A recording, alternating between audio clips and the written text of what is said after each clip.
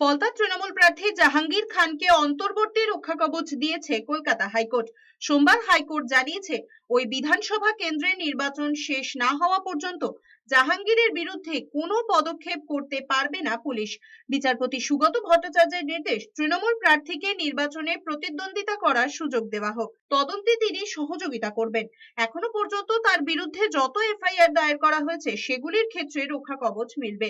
আগামী 24শে মে পর্যন্ত জাহাঙ্গীরের রক্ষা কবচ বহাল থাকবে। পুলিশ হাইকোর্টে জানিয়েছে, ফলতা থানায় জাহাঙ্গীরের বিরুদ্ধে প্রথম এফআইআর দায়ের হয় 5ই মে। 10ই মে তার বিরুদ্ধে 3টি এফআইআর দায়ের হয়। 15ই মে জাহাঙ্গীরের বিরুদ্ধে পঞ্চম মামলাটি রুজু হয়। ভোটারদের ভয় দেখানো, কারচুপির মতো অভিযোগ ছিল তার বিরুদ্ধে। ওই মামলাগুলি থেকে রক্ষা কবচ চেয়ে হাইকোর্টের দ্বারস্থ হন জাহাঙ্গীর। তিনি অভিযোগ করেছিলেন, তার বিরুদ্ধে মিথ্যা মামলা রুজু করা হয়েছে।